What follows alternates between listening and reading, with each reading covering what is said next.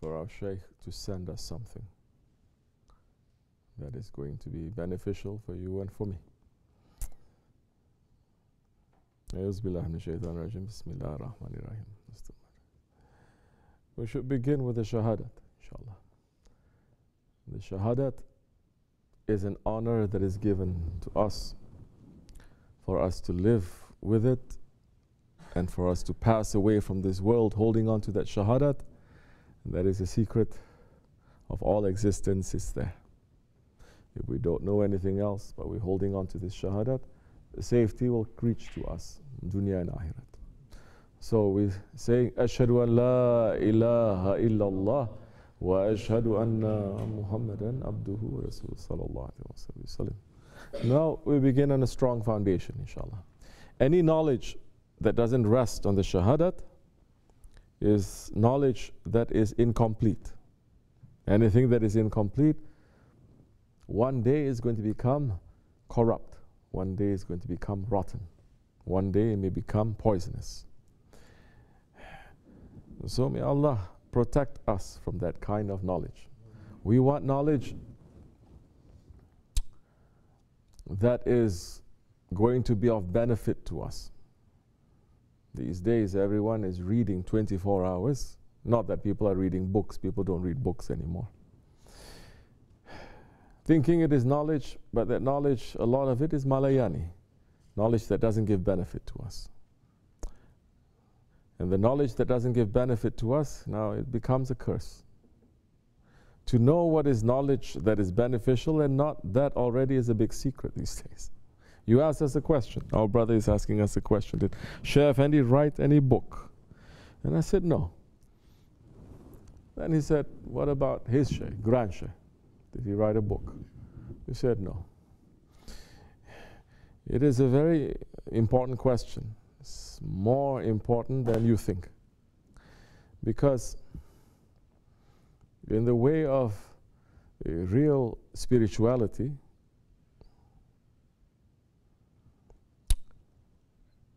in the way of real religion,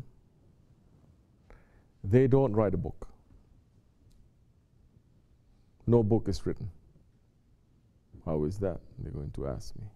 Allah sent 4 books, 104 suhuf to different prophets. The kitab, the Ahlul Kitab, the name is there, people of the book. This is something that majority of people, they don't know. The Quran Kerim is not written by the Prophet. The Prophet ﷺ did not write the Quran Kerim. He did not write a book. Allah sent him that.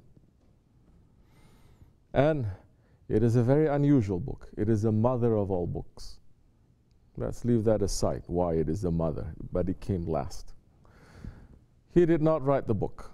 It was revealed, he said, and the people at that time, they were, even when they are unbelievers, they were not people without intelligence.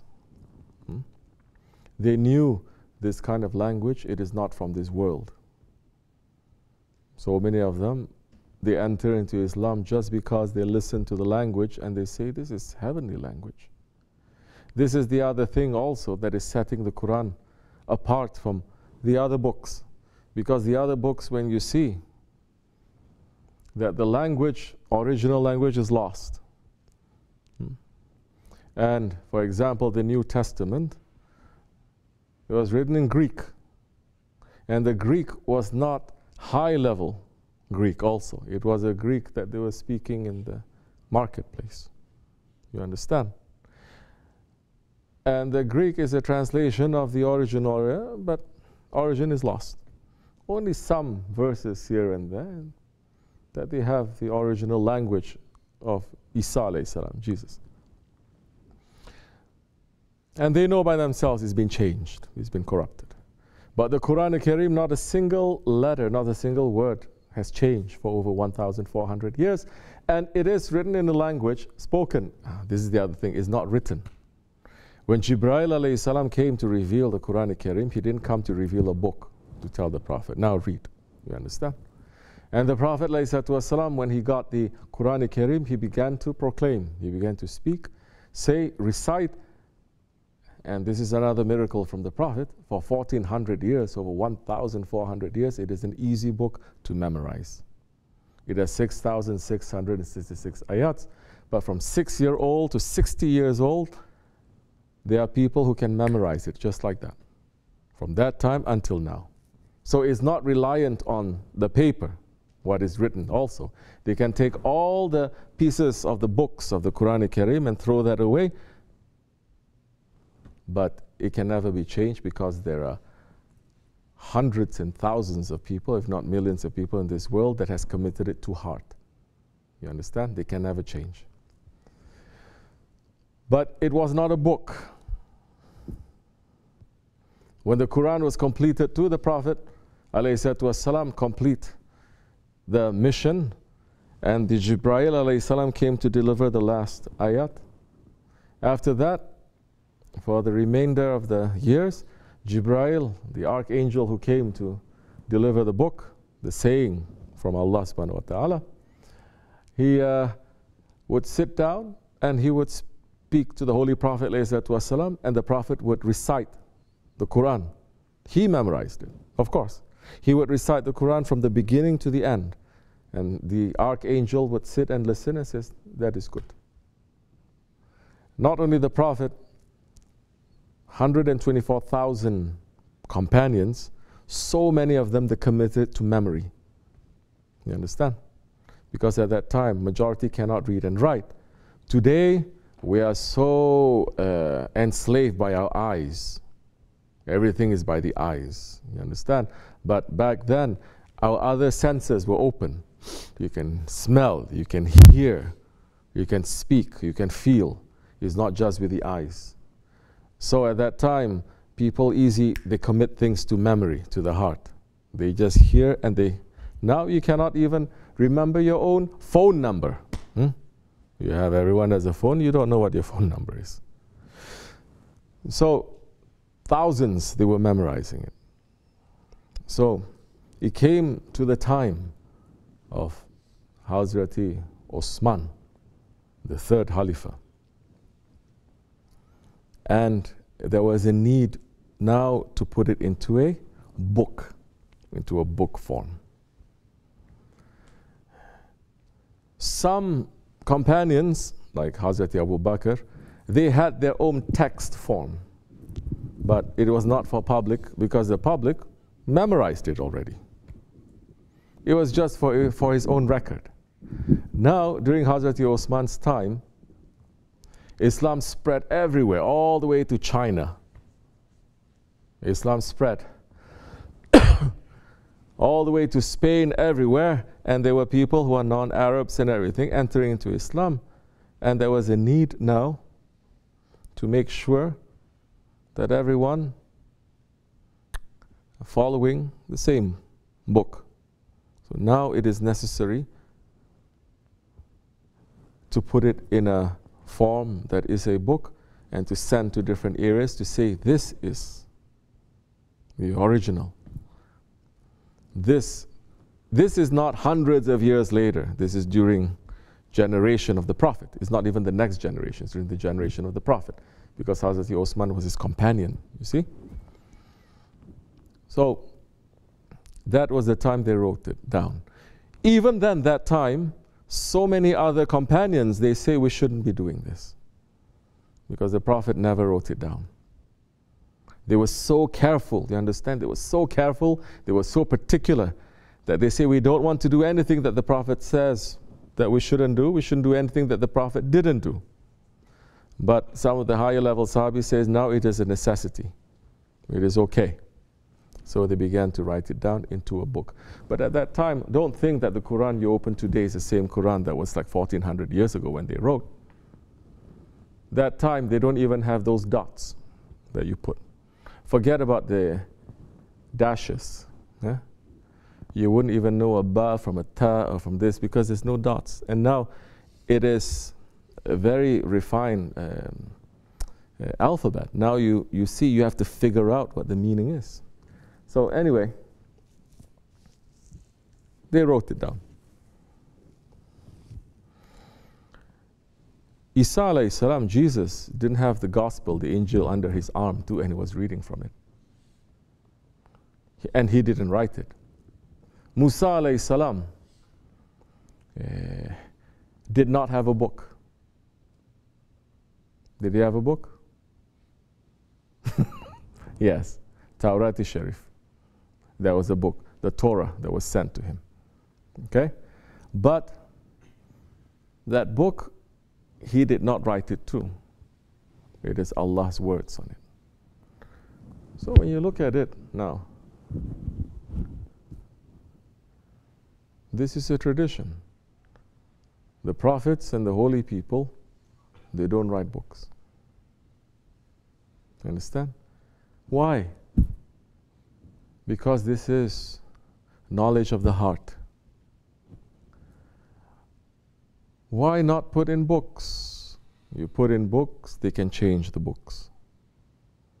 Now, is there a necessity to put it in books? Because people are so deaf, dumb, and blind now.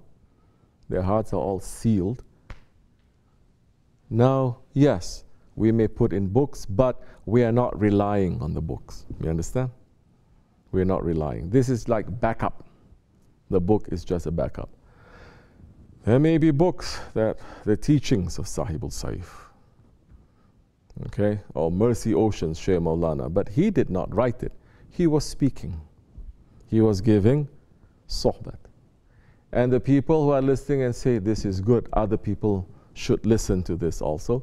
So they put it into a book form and they pass it. People who read it, they benefit from it.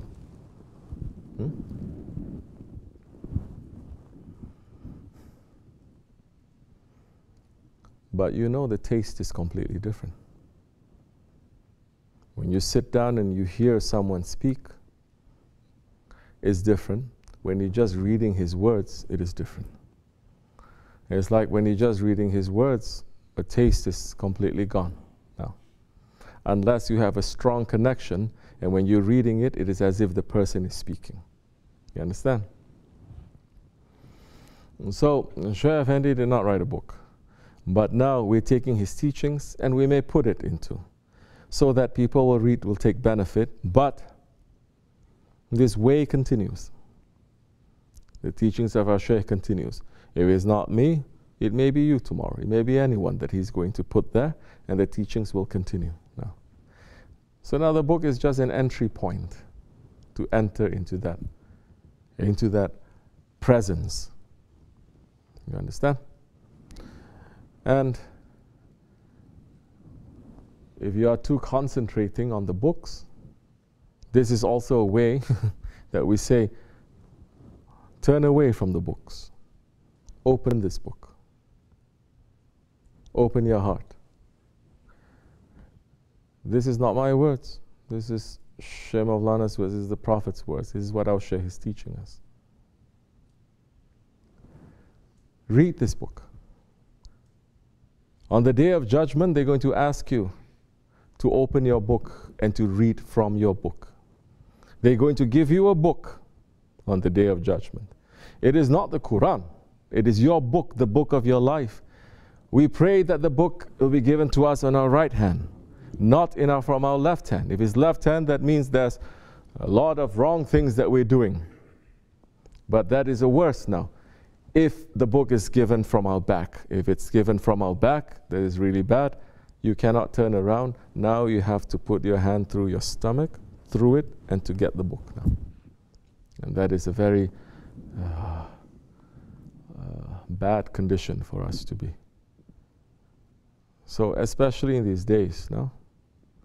More there is a need for this heart to be open, for you to be understanding, for you to feel. Because like I said, these days everyone has become a slave to the eyes. Everything is from the eyes. So all the other senses is very weak now. All the other and so many things that they show us with the eyes also, majority of the things, it's fake. It is false. but we suspend our disbelief. We don't believe it, but we put it aside. It's okay. Let's just enjoy this. Correct? You watch a movie, it's fake. You see a play, it's fake. You see a commercial, it's fake. It's not real. But you say, don't worry about whether it's real, it's fun. Let's enter into it. So imagine you do that year after year, your whole life, you suspend your disbelief. Now what do you get? You will only believe that. You only see that. And when something real is coming out, you get a little bit confused. You don't know. It is in a dangerous situation now. So,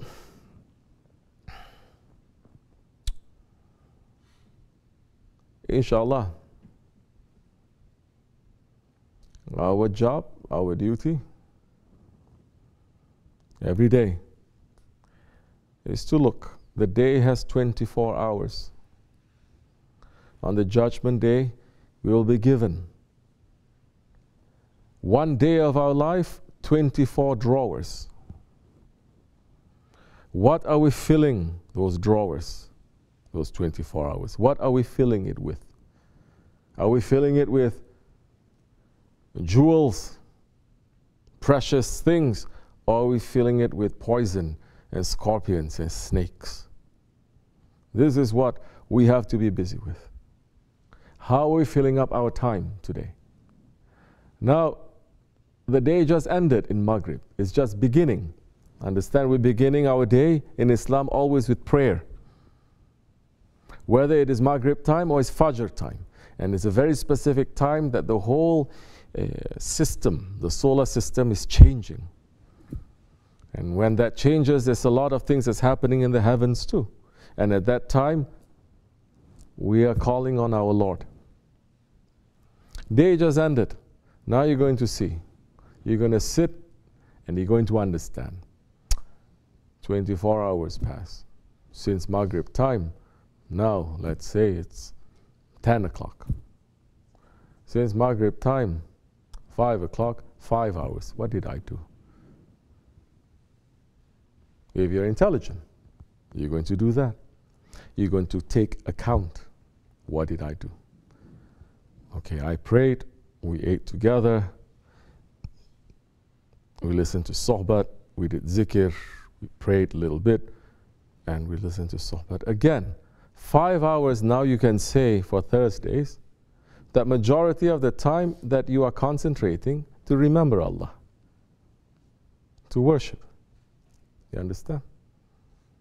That you're pulling yourself away from your desires, from this dunya, from shaitan, from everything else, and you're just here, simple, and you're just trying to make Allah to be happy with you.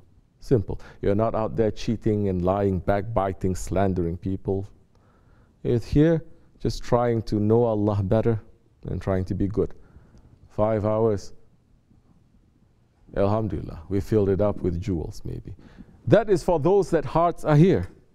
Your body can be here, but if your heart is not here, it's also empty. So many are going to find on the day of judgment, they say it's empty. They're pulling out empty, empty, empty. But I went to the Hajj. But I made zikr. But I listened to sohbat. Why is it empty? Because you're not there. Your heart is not present. You don't want to be there. So many people, they're going to open their drawers and they're going to discover it's filled with jewels. They thought it was going to be empty. But no, because their heart is here.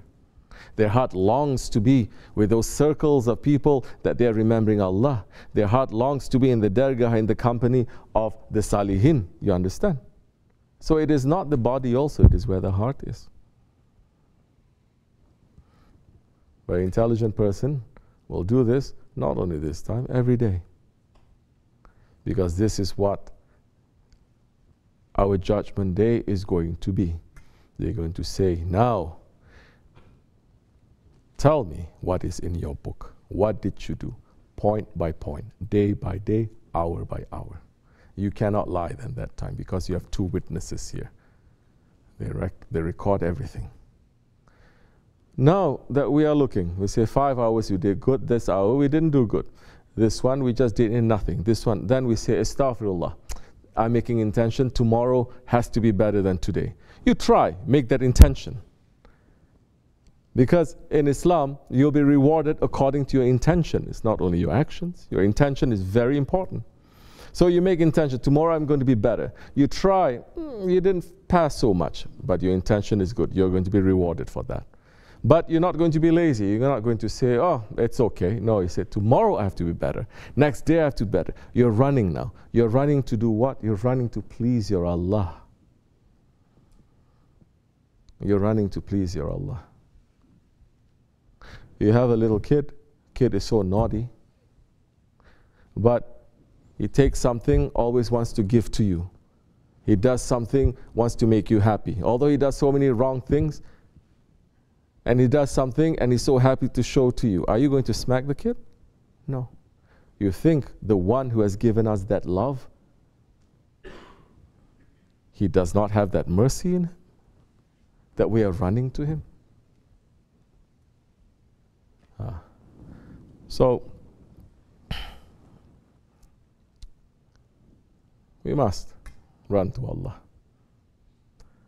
because that is where our end is going to be anyway. And those who wants to be with Allah, Allah wants to be with them. May Allah forgive me and bless you and raise the station of our Şeyh high, inshallah.